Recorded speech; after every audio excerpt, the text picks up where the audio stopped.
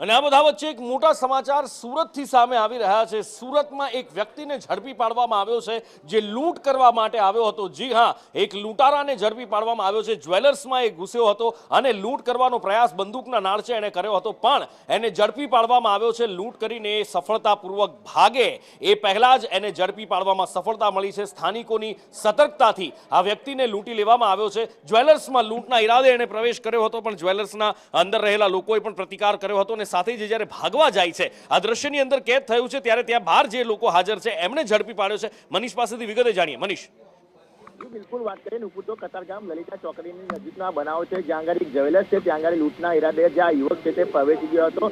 લાઇટરવાળી label હોય છે જ્વેલર્સમાં લઈને ઘૂસ્યો હતો, અને ત્યારબાદ જે જ્વેલર્સને આ લાઇટરવાળી જે બંદૂક છે તે બતાવી હતી અને લૂંટનો પ્રયાસ કર્યો હતો। ત્યારે દુકાનદાર અને લોકોએ છે તે બૂમાબૂમ કરી દીધી હતી, જેના લાઈવ દ્રશ્યો પણ સામે આવ્યા છે કે કઈ રીતના જે બેગ ભરીને જે લૂંટીને તે ફરાર થઈ જવા ભાગે છે, અને લોકો છે તે આજુબાજુના લોકો પણ સાથે એની પાછળ દોડે છે અને જે યુવક છે તેને પકડી પાડે છે। ત્યારે પકડીને તેને મેથી પાક પણ આપે છે। જ્યારે પૂછપરછ કરવામાં આવે છે ત્યારે કંઈ બોલતો નથી, પરંતુ તે લૂંટના ઈરાદે જ આવ્યો હતો અને લૂંટ કરવાનો હતો, પરંતુ લોકોએ છે તે પકડી પાડ્યો છે। હાલ તો જે આ યુવક છે તેને પોલીસને સોંપી દીધો છે, પરંતુ જે રીતના સુરતમાં એક બાદ એક લૂંટની ઘટનાઓ સામે આવી રહી છે, ત્યારે વધુ એક સુરતના વેદરોડ વિસ્તારમાંથી આ લલિતા ચોકડી છે ત્યાં આગળ આ જે ઘટના સામે આવી છે, જ્યાં આગળ આ યુવકે લૂંટનો પ્રયાસ કર્યો છે, પરંતુ જે માલિકે અને કર્મચારી અને આજુબાજુના લોકોએ સમય સૂચકતાના સાથે જ હિંમત દાખવી હતી, જેના કારણે આ લૂંટનો નિષ્ફળ પ્રયાસ થયો હતો। હાલ તો તમામ મામલે જે કતારગામ પોલીસ છે તે આ યુવકને ત્યાં આગળ લઈને વધુ તપાસ હાથ ધરી છે કે યુવક કઈ રીતના ત્યાં પહોંચ્યો અને કઈ રીતના તેને લૂંટનો પ્રયાસ કર્યો। જીનુપુર, બિલકુલ, અને લૂંટ કરીને જે ભાગવા જઈ રહ્યો હતો ને એ જ વખતે મનીષ દેખાય છે કે કેટલાક સ્થાનિકો એને ઝડપી પાડે છે। બહાર કેટલાક લોકો દોડી આવે છે, એ યુવાનો છે, અને એને પકડી પાડે છે। 4 થી 5 જણા, આમ તો કાચમાંથી એટલું દેખાતું નથી, પણ થોડો અંસાર આવે છે કે 4 થી 5 લોકો છે એને ઝડપી પાડે છે। જ્યારે લોકોએ ઝડપી પાડ્યો એને મેથી પાક આપ્યો, બાંધીને દુકાનમાં પણ બેસાડી દીધો।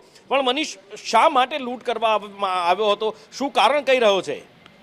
જી બિલકુલ, તેને વારંવાર પૂછપરછ કરવામાં આવે છે, તેનું નામ શું છે અને આ લૂંટ કેમ કરવામાં આવી, તેને કોઈ પ્રકારની રેકી કરી હતી કે કોઈ અન્ય મજબૂરી હતી, આ તમામ જે લોકો છે તે તેને વિડીયોની અંદર પૂછી પણ રહ્યા છે। વિડીયોમાં સ્પષ્ટપણે દેખાઈ રહ્યું છે કે યુવકને આ તમામ બાબત પૂછવામાં આવી હતી, પરંતુ તે કંઈ પણ બોલવા તૈયાર નથી। ત્યારે લોકોએ છે તે અત્યારે જે કતારગામ પોલીસને સોંપ્યો છે અને કતારગામ પોલીસે છે તે આ યુવકની અટકાયત કરી છે અને વધુ પૂછપરછ હાથ ધરવામાં આવી છે કે તેને કઈ રીતના આ જે લૂંટનો પ્લાન રચ્યો હતો, કેમ તેને આ જે ભરચક વિસ્તારમાં જે લૂંટની જે ઘટનાને અંજામ આપવાનું વિચાર્યું હતું। સાથે જ જે લલિતા ચોકડી વિસ્તાર છે તે પણ ખૂબ ભરચક વિસ્તાર છે અને આ જ્વેલર્સ આવેલી છે તે પણ મેઇન રોડ પર આવેલી હતી, એટલે કહેવાય કે જે લૂંટનો જે પ્લાન બનાવ્યો હતો તો કેવી રીતના બનાવ્યો હતો, સાથે જ જો પહેલા કોઈ રેકી કરવામાં આવી હતી તેની સાથે કોઈ અન્ય યુવક સામેલ છે કે કેમ, તેમ તમામ જે મામલે છે તે અત્યારે જે કતારગામ પોલીસ છે તે આ યુવકનો કબજો મેળવીને તેની વધુ પૂછપરછ હાથ ધરી રહી છે। જી નુપુર, બિલકુલ મનીષ, જોડાયેલા રહેજો। આગળ પણ સુરતની જ એક